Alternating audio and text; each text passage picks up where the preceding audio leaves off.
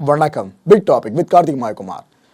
ட்விட்டருக்கு த்ரெட்னிங்கா, அதாவது அச்சுறுத்தல் கொடுக்குற மாதிரி ஒரு த்ரெட்ஸ் வந்திருக்குங்க. இதை பற்றி தான் முழுக்க பார்க்க போகிறோம். இந்த டெக் உலகத்தில் பேய்க்கும் சண்டைன்ற மாதிரி தான் ஒரு பெரிய சண்டை பூம் ஆகிட்டு இருக்கு. Mark versus Musk. நிகழ்ச்சிகளை போகலாம்.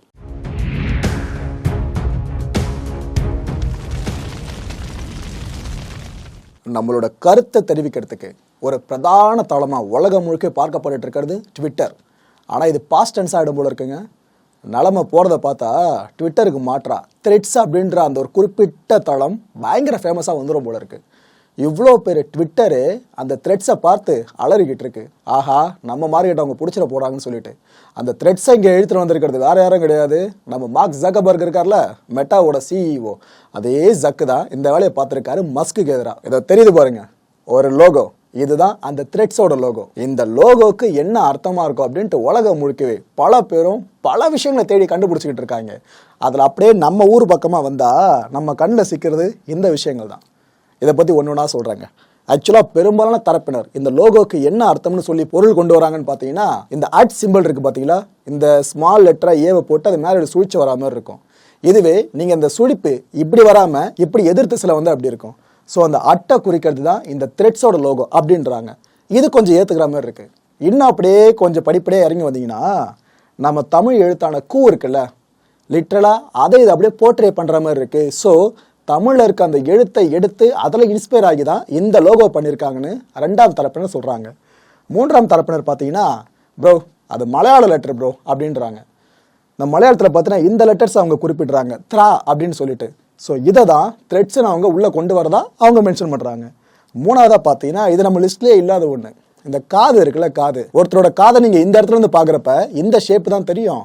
ஸோ சுதந்திரமாக எல்லாருமே பேச முடியும். அதை கேட்கறதுக்கு காதுகள் எப்போவுமே த்ரெட்ஸ் பிளாட்ஃபார்மில் ரெடியாக இருக்கும். அதை குறிக்கிற மாதிரி தான் அந்த லோகோன்னு சொல்கிறாங்க. நாலாவது விஷயம் பார்த்தீங்கன்னா, இந்த தூர்தர்ஷன் சேனலில் அந்த லோகோ ஒன்று போடுவாங்க பார்த்தீங்களா, அப்போ ஒரு கிராஃபிக் அப்படி வந்துட்டு போகும். இதோ இது போல் காட்டுறாங்க. இதில் இன்ஸ்பயர் ஆகி தான் த்ரெட்ஸை எடுத்துருக்கிறதா ஒரு உருட்டு. இல்லை கடைசியாக பார்த்தீங்கன்னா ஜிலேபி உருட்டு.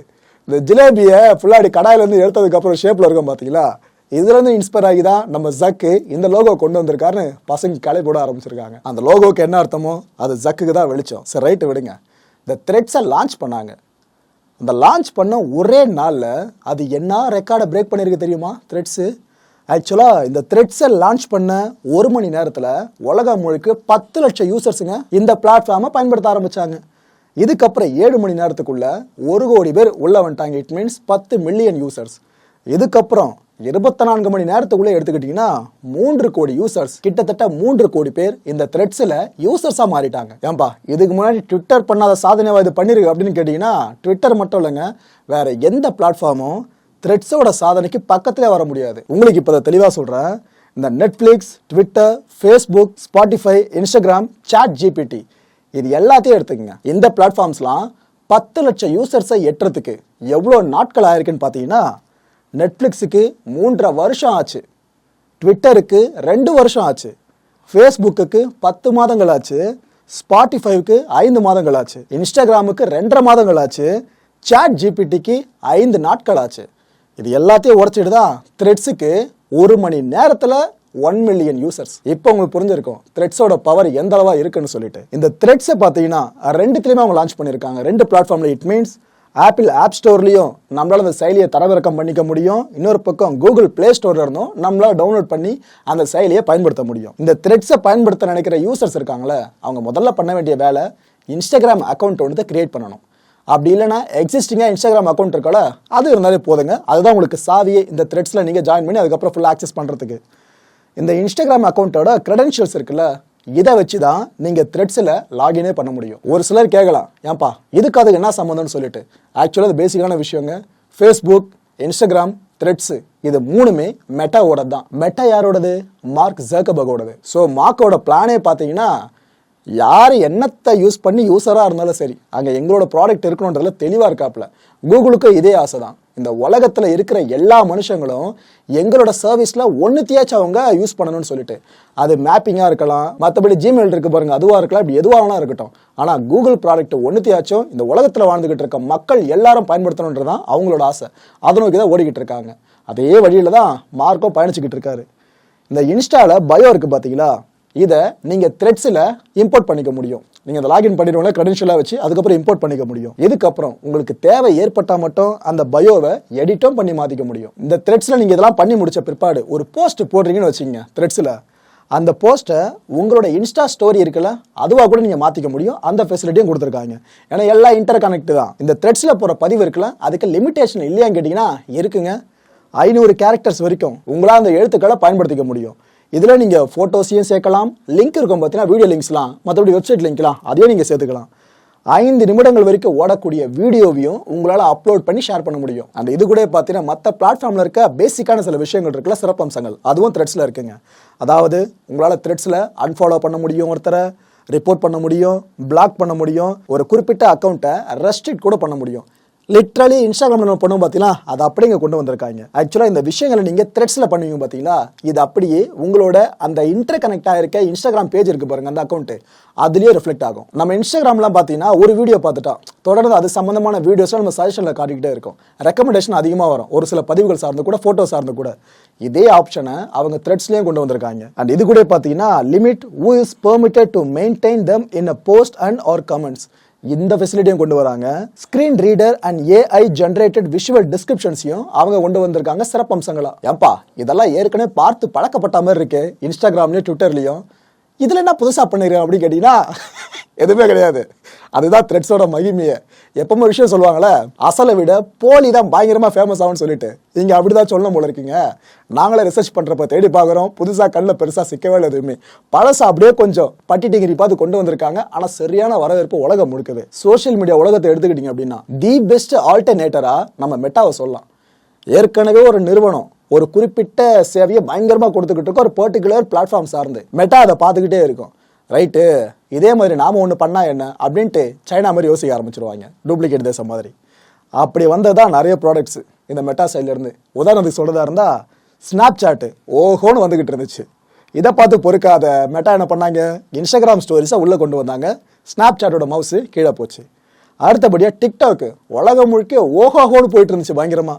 இதை பார்த்த மெட்டா என்ன பண்ணாங்க, இன்ஸ்டாகிராமில் ரீல்ஸை கொண்டு வந்தாங்க. ஸோ இந்த மார்க்கெட்டை பிடிக்கணும் அப்படின்றதுக்காக. இதுக்கப்புறம் தான் யூடியூப்ல இந்த ஷார்ட்ஸை கொண்டு வந்தாங்க. அவங்களும் இந்த டிக்டாக் மார்க்கெட் மேலே இருக்க கண்ணின் காரணமா. இதுக்கப்புறம் ட்விட்டர் எடுத்துக்கிட்டீங்க அப்படின்னா மெட்டா பார்த்துக்கிட்டே இருந்துச்சு. ட்விட்டர் ஓகே, உலகம் முழுக்க எல்லாரும் பயன்படுத்துகிறாங்களே, கவர்மெண்ட் அஃபிஷியல்ஸ் முத கொண்டு நாம இதில் கை வச்சா என்னன்ட்டு தான் இப்போ த்ரெட்ஸை கொண்டு வந்திருக்காங்க. ஒரு விஷயம் கவனித்தீர்களா, நம்ம மார்க் இருக்கார்ல, இவர் கடந்த 11 வருஷங்களா ட்விட்டர் பக்கமே போலங்க. ட்விட்டர்ல ஒரு ட்வீட்டை கூட அவர் போடவே இல்லை. ஆனா தலைவர் மார்க் இப்ப திரும்ப ட்விட்டர் பக்கம் வந்து ஒரு ட்வீட்டை போட்டிருக்காப்ல 11 வருஷங்களுக்கு பிற்பாடு. ஆக்சுவலா அந்த 11 வருஷம் முன்னாடி அவர் போட்ட கடைசியான ட்வீட் என்னன்னு பாத்தீங்கன்னா, tell your congressman you want them to be pro internet, my Facebook post is here.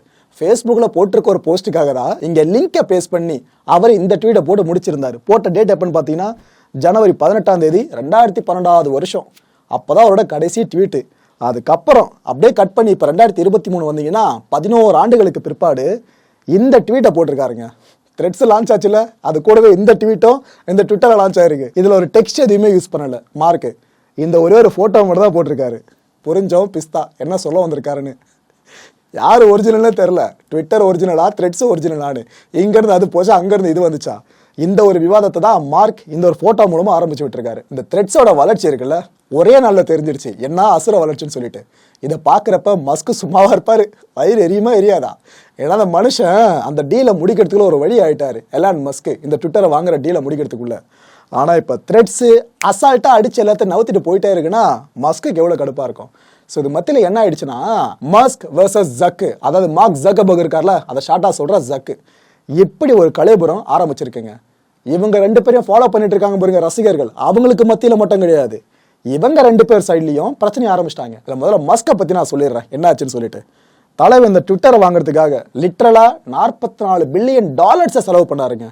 கிட்டத்தட்ட ஒரு சொத்துல ஒரு பெரும் பகுதியை அப்படி வச்சுதான் இந்த ட்விட்டரை தன்வசப்படுத்தி இருந்தாப்ல. அதுக்கப்புறம் இந்த கட்டணம் சம்பந்தமான விஷயங்கள்லாம் அவர் அறிவிச்சு ப்ளூடிக்கு அந்த விவகாரம் உங்களுக்கே தெரியும் எத்தனை பேர் வேறுஞ்சாங்கன்னு சொல்லிட்டு. அப்பேற்பட்ட மஸ்க் இப்போ என்ன பண்ணிட்டாரு, இந்த த்ரெட்ஸோட ரீச்சை பார்த்துட்டு இதெல்லாம் ஒரு ஒரிஜினல் சர்வீஸே கிடையாதுப்பா, காப்பி அடிச்சிருக்கீங்கப்பா, நாங்க போட்டியை ஏத்துக்கிறோம் ஆனா மோசடியை ஏத்துக்க மாட்டோம்னு ஓப்பனா பதிவிட்டு இருக்காருங்க எலான் மஸ்க். இன்னொரு பக்கம் இந்த த்ரெட்ஸோட ரீச் இருக்குல்ல, இதை பார்த்து பூரிச்சு போன நம்ம ஜக்கன் என்ன பண்ணிட்டாப்ல, அவர் ஒரு போஸ்டர் போட்டாரு. அதுல என்ன சொல்லியிருக்காரு, நாம சிந்திக்கிறத எழுதி அதை சுதந்திரமா மற்றவங்களோட கலந்துரையாடுறதுக்கு ஒரு நல்ல தளமா இந்த த்ரெட்ஸ் இருக்கும். சில யூசர்ஸ்க்கு இது புதுவித அனுபவத்தை தரும். இது வரைக்கும் ரைட்டு, ஓகேவா? இதுக்கப்புறம் சொன்ன விஷயத்த பாருங்க.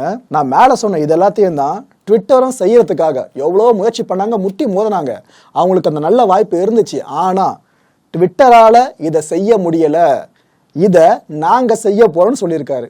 டைரக்டா ட்விட்டர் அப்படின்ற வார்த்தையவே நம்ம மார்க் ஜக்கர்பர்க் பயன்படுத்தியிருக்காரு. மஸ்க் ஏற்கனவே எரிஞ்சுக்கிட்டு இருக்காரு. இதை வர மார்க் இது போல போஸ்ட்டை போட்டு அந்த எரிச்சலை இன்னும் அதிகப்படுத்தி விட்டாரு. ஒரு கட்டத்தில் என்ன ஆயிடுச்சுன்னா, இந்த த்ரெட்ஸுக்கு எதிராக மிகப்பெரிய வழக்கு தொடர நேரிடலாம்னு சொல்லிட்டு நம்ம எல்லாரும் யோசிக்கிற அளவுக்கு ஒரு வார்னிங் முன்வைக்கப்பட்டிருக்கு. என்ன இருக்கு, அலெக்ஸ் ஸ்பைரோ இவரு ட்விட்டர் நிறுவனம் இருக்குல்ல, அதோட தரப்பு வழக்கறிஞருங்க. இவர் மார்க் ஜக்கர்பர்க்கு ஒரு கடிதம் எழுதி அனுப்பியிருக்காரு. அதில் என்ன அவர் குறிப்பிட்டிருக்காருன்னா, ட்விட்டர் ஸ்ட்ரேட் சீக்ரெட்ஸ் மூலமா த்ரெட்ஸை நீங்க உருவாக்கி இருக்கீங்க. இதுக்காக தான் நாங்க எந்தெந்த எம்ப்ளாயிஸ் எல்லாம் வேலையை விட்டு அமுச்சு விட்டோமோ அந்த எக்ஸ் எம்ப்ளாயிஸ் எல்லாருக்கும் நீங்க வேலை கொடுத்துருக்கீங்க. அதிக சம்பளத்துக்கு வேலை கொடுத்து எடுத்து ட்விட்டரோட பேஸ்மெண்ட்டை ஃபுல்லா அவங்க மூலமா தெரிஞ்சுக்கிட்டு நீங்க இந்த த்ரெட்ஸை உருவாக்கி வச்சிருக்கீங்க. இந்த த்ரெட்ஸ் அப்படின்றது ஒரு காப்பி கேட் ஆப் அப்படின்ட்டு ஓப்பனா அந்த லெட்டர்ல எழுதியிருக்காருங்க. இதுக்கு மெட்டா தரப்புல இருந்து என்ன பதிலளிக்க போறாங்கன்றதான் எதிர்பார்ப்பா இருந்துட்டு இருக்கு. என்னப்பா இது ட்விட்டரு, இன்ஸ்டாகிராமு, த்ரெட்ஸு, எது இதில் என்னென்ன ஃபீச்சர் இருக்குது, எது இதில் என்னென்ன இல்லை அப்படின்ற ஒரு நியாயமான கேள்வி உங்கள் மனசில் வரும். ஏன்னா நீங்கள் ஒரு சர்வீஸை பெற நினைக்கிறீங்க அப்படின்னா உங்களுக்கு பெஸ்ட்டான ஒரு இடத்த தேடி தானே போவீங்க. அந்த வகையில் த்ரெட்ஸ், ட்விட்டர், இன்ஸ்டாகிராம் இது மூன்றத்துலேயே இருக்கிற விஷயங்கள் என்ன, ஒன்றுத்தில் இருக்கிறது இன்னொன்றுத்தில் இருக்கா இல்லையா, இந்த எல்லா ஒப்பீடியும் இப்போ முழுமையாக பார்த்துருவாங்க. கேரக்டர் லிமிட் எடுத்துக்கிட்டிங்கன்னா த்ரெட்ஸில் 500, ட்விட்டரில் பார்த்தீங்கன்னா அன்பெய்டு யூசர்ஸ்க்கு 280 அண்ட் பெய்டு சப்ஸ்கிரைபர்ஸ்க்கு பார்த்தீங்கன்னா 25,000 கேரக்டர்ஸ். இன்ஸ்டாகிராமில் 2,200 கேரக்டர்ஸ். மல்டிபிள் அக்கௌண்ட்ஸில் எடுத்துக்கிட்டா த்ரெட்ஸ்க்கு எஸ், ட்விட்டருக்கு எஸ் அண்ட் இன்ஸ்டாகிராமுக்கு எஸ் தான். வெரிஃபிகேஷன் பார்த்தீங்கன்னா த்ரெட்ஸில் இந்த இன்ஸ்டாகிராம் வெரிஃபைட் இருக்குல்ல, இது ஒன்று மட்டும் போதும். இதை வச்சு த்ரெட்ஸ் அக்கௌண்ட்டை ஃபுல்லாக நம்மளால் ஆக்சஸ் பண்ண முடியும். ஆனால் ட்விட்டரில் எடுத்துக்கிட்டிங்கன்னா $11 கட்டணுங்க ஒரு மாதத்துக்கு நீங்கள். இதே இன்ஸ்டாகிராமில் ஒரு மாதத்துக்கு $14.99. டெலிட்டிங் அக்கௌண்ட்ஸ் எடுத்துக்கிட்டா த்ரெட்ஸில் ஆமாம் இதில் பண்ண முடியும். ஆனால் இன்ஸ்டாகிராம் அக்கௌண்ட் இருக்குல்ல, அதுவும் டெலிட் ஆக வாய்ப்பு இருக்குது. ட்விட்டரில் பார்த்தீங்கன்னாலும் டெலிட்டிங் அக்கௌண்ட்ஸ் இருக்குது ஆப்ஷன், அண்ட் இன்ஸ்டாகிராம்லேயும் இருக்குது. ப்ரைவேட் அக்கௌண்ட் ஆப்ஷன் எடுத்துக்கிட்டிங்கன்னா இந்த மூணுத்துலையுமே பண்ண முடியும். யூசேஜ் லிமிட்ஸை பொறுத்த வரைக்கும் இந்த த்ரெட்ஸ்லையும் இன்ஸ்டாகிராமில் எதுவும் இல்லை. பட் ஆனால் ட்விட்டரில் டெம்பரரிலி.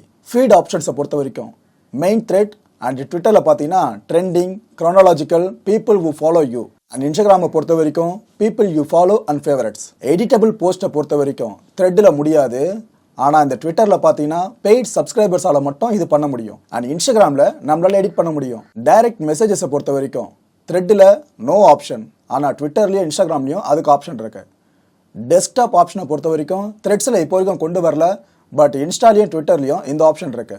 ஆட்ஸை பொறுத்த வரைக்கும் த்ரெட்ஸில் கிடையவே கிடையாது. ஏன்னா இப்போ தான் லான்ச் பண்ணியிருக்காங்களே, கொஞ்சம் நாள் எடுக்கும். ஆனால் இந்த ஆட்ஸை பொறுத்த வரைக்கும் ட்விட்டர் அண்ட் இன்ஸ்டாகிராமில் கம்பல்சரியாக இருக்கும். ஹேஷ்டேக்ஸ் இந்த த்ரெட்ஸில் கிடையவே கிடையாது இப்போதைக்கு. ஆனால் ட்விட்டரில், இன்ஸ்டாகிராம்லேயே இருக்குது. ஆண்ட்ராய்டு அண்ட் iOS ஆப்ஸ்னு பார்த்தீங்கன்னா இந்த மூணுமே இருக்குங்க. Threads, Twitter and Instagram. NSFW content அலௌடான்னு கேட்டிங்கன்னா த்ரெட்ஸ்லையும் சரி, இன்ஸ்டாலையும் சரி, ட்விட்டர்லையும் சரி இதுக்கு அலௌடே கிடையாது. ஒரு பக்கம் மாஸ்க் வர்சஸ் ஜக்கு பிரச்சனை, அவங்க 2 பேர் இடையில வாய்க்கா தகராறு லாயர் வரைக்கும் வச்சு போகிற மாதிரிலாம் போயிட்டு இருக்கு. இன்னொரு பக்கம் இவங்க 2 பேரோட ரசிகர்கள் இருப்பாங்களே, அவங்க பயங்கரமாக போஸ்ட் மழை. ட்விட்டர் பக்கம் போனாலும் போஸ்ட் மழை, ஃபேஸ்புக் பக்கம் போனாலும் போஸ்ட் மழை, த்ரெட்ஸ் இப்போ ஆரம்பிச்சிருக்குல்ல அது வரைக்குமே போஸ்ட் மழைங்க. 2 தரப்புலையும் ஆடியன்ஸ் அடிச்சுக்காத குறை தான், நேரில் போய் அடிச்சுக்காத குறை தான். அப்படி வார்த்தை போர் நடந்துகிட்டு இருக்கு. அதுலேயும் இந்த ஃபோட்டோஸை பற்றி சொல்லியே ஆகணும். ட்விட்டர் கில்லர் அப்படின்னு சொல்லிட்டு இந்த கேப்ஷனை போட்டுட்டு மார்க்குக்கு ஆதரவாக செயல்படுறவங்க, மஸ்குக்கு எதிராக இருக்கிறவங்க, அவங்க இந்த ஃபோட்டோஸை பயங்கரமாக ட்ரெண்ட் பண்ணிக்கிட்டு இருக்காங்க. இந்த மொதல் ஃபோட்டோ கண்டிப்பாக உலகம் அறிஞ்ச ஒன்று தான். ஆஸ்கர் மேடையில் வில் ஸ்மித் பலாறு கண்ணத்தில் அறைவார்ல, அறைகிறவரா நம்ம மார்க்கையும் அறை வாங்குறவரா அந்த ஹோஸ்ட் பண்ணிட்டு இருந்தார்ல அவரே காமிச்சிருக்காங்க. அதாவது த்ரெட்ஸ் வந்துச்சுப்பா, ட்விட்டர் மூஞ்சில் விட்டது ஒன்று, இதுதான் இதுக்கான அர்த்தம். இன்னொரு பக்கம் இங்கே பார்த்தீங்கன்னா RIP, rest in peace Twitter. அதாவது ட்விட்டருக்கு சமாதி கட்டின நம்ம மார்க் அண்ணன் அப்படி ஜாலியாக அந்த பீஸ் சிம்பிளை காமிச்சிட்டு என்ஜாய் பண்ணிட்டு செல்ஃபி கொடுக்குற மாதிரி இந்த ஒரு ஃபோட்டோ. நீங்கள் மட்டும் தான் அதெல்லாம் பண்ணுவீங்களா, நாங்களே கிரியேட் பண்ணுறேன்னு சொல்லிட்டு நம்ம எலான் மஸ்கோட ரசிகர்கள் இருக்காங்களே அவங்க கிரியேட் பண்ணதா இந்த ஒரு போஸ்ட்டுங்க. நம்ம மிஸ்டர் பீன் அவர்கள் பக்கத்தில் இருக்கிற பார்த்து எழுதுகிற மாதிரி ஒரு பர்டிகுலர் எபிசோட் இருக்கும், அதை தான் இங்கே கனெக்ட் பண்ணி போட்டிருக்காங்க. அதாவது மார்க்குக்கு சம்பாதிச்சதெல்லாம் போதாதா, இன்னொருத்தவங்களோட கிரியேஷனை பார்த்து காப்பி அடிச்சு இன்னும் சம்பாதிக்கணும்னு ஆசையா, அதனால தான் த்ரெட்ஸை கொண்டு வந்திருக்காரு அப்படின்னு இதை போட்டிருக்காங்க. எலான் மஸ்க்கு எக்ஸாம் எழுதிட்டே இருக்காப்லையா, பக்கத்தில் மார்க் ஜக்கர்பர்க் அவர் என்ன எழுதுறான்னு பார்த்து இவர் எழுதிக்கிட்டு இருக்காராம். கடைசியில் ஜெயிக்கிறது அந்த பக்கம் தானா. இதில் உச்சக்கட்ட கொடுமை என்ன தெரியுமா, ட்விட்டருக்கு எதிராக வந்திருக்கிறது இந்த த்ரெட்ஸு. அந்த த்ரெட்ஸோட ஹேஷ்டேக் இருக்குல்ல, இது ட்ரெண்ட் ஆடுது ட்விட்டரில். இது ஆக்சுவலாக மஸ்க்கு பார்க்கும்போது கடுப்பாக இருப்பாருங்க. இவங்களை ஒழிக்க வந்தது அவங்க பிளாட்ஃபார்மை யூஸ் பண்ணி நல்லா பூம் ஆகிட்டு இருக்குன்னு சொல்லிட்டு இவ்வளோ கலவரம் நடந்துகிட்டு இருக்குல்ல, த்ரெட்ஸ் வர்சஸ் ட்விட்டர்னு சொல்லிட்டு. இதை பார்த்து சந்தோஷப்படுறவங்க ரெண்டு தரப்பினர்னு சொல்லலாம். அதில் மொதல் தரப்பினர், இந்த ப்ளூ டிக் யாருன்னா வேணும்னா காசு கட்டினா தான் கிடைக்கும்னு எலான் மஸ்க் அறிவிச்சார்ல ட்விட்டரில். நிறைய பேருக்கு செலிபிரிட்டிஸ்க்கே பார்த்தீங்கன்னா ப்ளூ டிக் இருக்காது, அவங்களோட நேமுக்கு பக்கத்தில் பார்த்தீங்கன்னா ப்ளூ டிக்கே இருக்காது. அவங்க சந்தோஷப்படுவாங்க, எங்ககிட்ட காசு வாங்கினா இப்போ உனக்கு ஒரு நல்ல போட்டியாக ஒருத்தர் வந்துட்டா, இதுக்கப்புறம் நீ கண்டிப்பாக சலுகை அறிவிச்சு தானே ஆகணும், காத்துக்கிட்டு இருக்கோன்னு. ரெண்டாம் தரப்பினர் பார்த்தீங்கன்னா, ட்விட்டரில் இதுக்கப்புறம் உனக்கு வேலைலாம் இல்லைப்பா கிளம்புங்கப்பா அப்படின்ட்டு எலான் மஸ்க் வந்த கையோடு ட்விட்டரில் பல பேரை வேலை விட்டு அமிச்சார் பார்த்தீங்களா, அவங்க இப்போ நிம்மதியாக இருப்பாங்க. குறிப்பாக ட்விட்டரோட முன்னாள் CEO சந்தோஷமாக இருப்பார் இப்போ நடக்கிறதெல்லாம் பார்த்துக்கிட்டு. மக்களே, இந்த கான்டென்ட்டை பொறுத்த வரைக்கும் நீங்கள்லாம் சிந்திக்க வேண்டிய முக்கியமான விஷயம் ஒன்று இருக்குது. நாம மேலோட்டமாக ஒரு கான்டென்ட் அப்ரோச் பண்ணிட்டு அப்படியே போயிடக்கூடாது. ஏன்னா இப்போ இவங்க ரெண்டு பேரோட போட்டி, த்ரெட்ஸ் வெர்சஸ் ட்விட்டர் போட்டி, அப்படி மட்டும் நீங்கள் பார்த்து இந்த விஷயத்தை ஃபுல்லாக நீங்கள் அப்ரோச் பண்ணீங்கன்னா கடைசியில் ஏமாற போகிறது நாம தான். ஏன்னா இந்த சமூக வலைதளங்கள் சார்ந்த பிளாட்ஃபார்ம்ஸ் இருக்குல்ல, இதுவாக இருக்கட்டும் செல்ஃபோனாக இருக்கட்டும்ங்க, நம்மளோட உரையாடல்கள், நம்மளோட தனிப்பட்ட தகவல்கள் எல்லாமே வியாபாரத்துக்கான ஒரு கருவியாக பயன்படுத்தப்பட்டதா பெரிய குற்றச்சாட்டு இருக்குது. இந்த டிக்டாக் பேன் பண்ணதில் அதுதான் காரணம். தகவல் திருட்டு நடக்குது, நமக்கு என்ன தேவைன்ற விஷயம் தெரிஞ்சுக்கிட்டு சில கம்பெனிஸோட ப்ராடக்ட்ஸை நம்ம தலையில் கட்டுற வேலையை பார்த்துக்கிட்டு இருக்கு அதுன்னு சொல்லிட்டு. உதாரணத்துக்கு நீங்கள் ஒரு குறிப்பிட்ட பிளாட்ஃபார்மில் போயிட்டு எனக்கு இந்த பொருள் தேவை அப்படின்ட்டு ஏதோ ஒன்று டைப் பண்ணி நீங்கள் தேடுறீங்க அப்படின்னா ஒரு 2 நிமிஷம் தேடிட்டு நீங்கள் வெளியே வந்துடுவீங்க. அதுக்கப்புறம் நீங்கள் இன்டர்நெட்டில் எங்கே சுற்றினாலும் அந்த பொருள் சம்மந்தம் அட்வர்டைஸ்மெண்ட் கண்ணில் பட்டுக்கிட்டே இருக்கும். இது எப்படி கேட்டால் அல்காரிதம் முதல்ல கதை சொல்லுவாங்க. ஸோ இதெல்லாம் இருக்கு பின்னாடி பார்த்து உஷாராக இருந்துக்குங்க. 2 பேரில் யார் ஜெயிக்கிறாங்கன்றது முக்கியம் இல்லை, இதில் நாம சிக்கி இறையிடக்கூடாது, அதில் தெளிவாக இருங்க. அடுத்த நிகழ்ச்சியை சந்திக்கலாம். நன்றி, வணக்கம்.